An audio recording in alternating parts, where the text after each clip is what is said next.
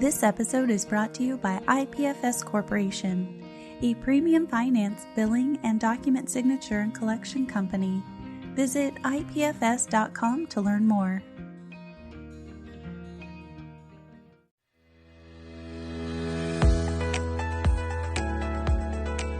You're listening to Rancho Mesa Studio One podcast, where each week we break down complex insurance and safety topics to help your business thrive.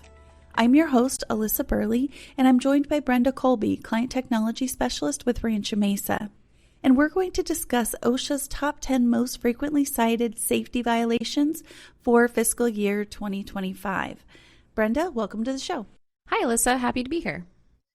Now, OSHA's preliminary data was released at the NSC Safety Congress and Expo, and we're counting them down from number 10 to number 1 and talking about what employers can do to stay compliant and keep their workers safe.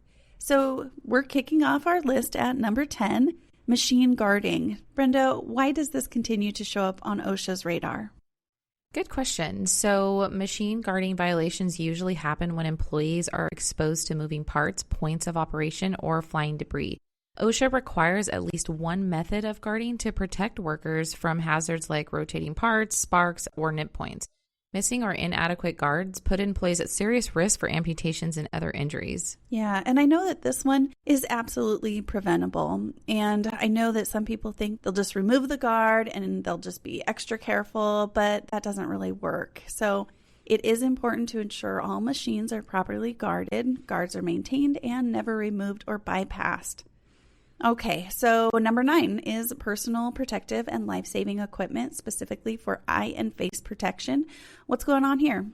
Well, we're seeing that employers often fail to provide appropriate PPE, or they provide it but do not enforce its use. Workers exposed to debris, chemicals, or intense light must have proper eye and face protection, and they need to wear it consistently. Yes, absolutely.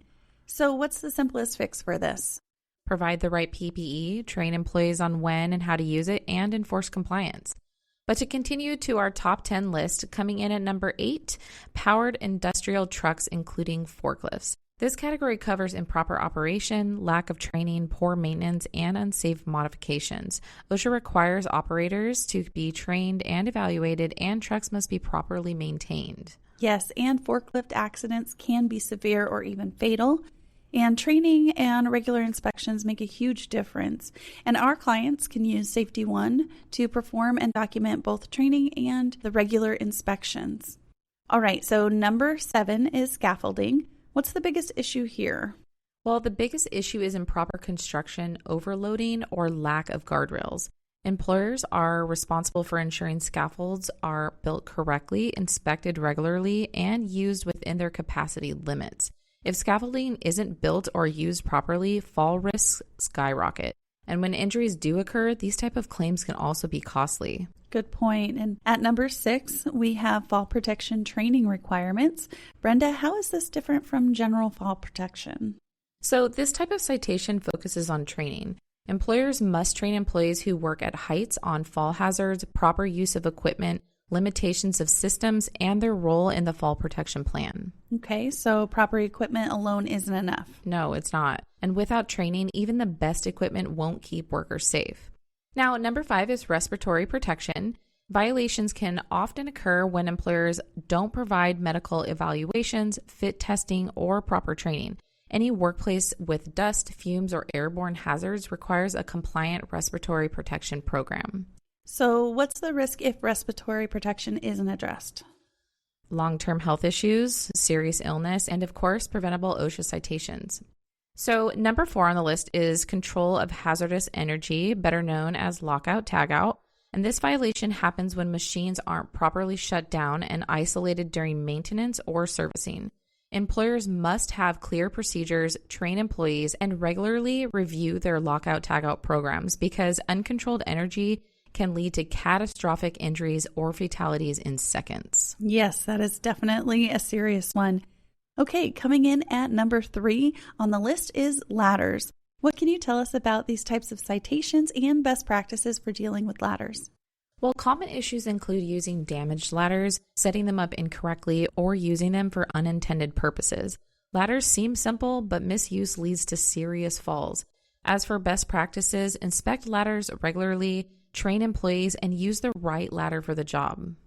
Yes, and we have a ladder safety course our clients can take in person or online. Now, hazard communication citations were the second most common type of citation this past year. So what does that entail? This one involves chemical safety. Employers must maintain proper labels, safety data sheets, and training. And when employees don't understand the chemicals they're working with, the risk of injury increases dramatically. Yes, communication really is the key here.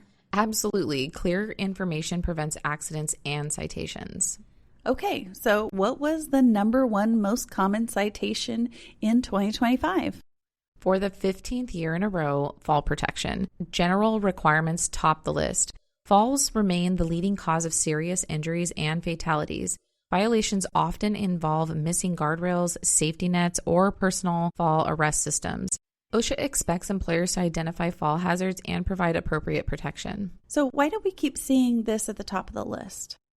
Because fall hazards are common at a lot of job sites, and when they're not addressed, the consequences are severe. Okay, well, there you have it, the top 10 OSHA violations of 2025. Some of them were not surprising, like the last one. But addressing these areas is one of the best ways employers can reduce injuries, improve compliance, and protect their workforce.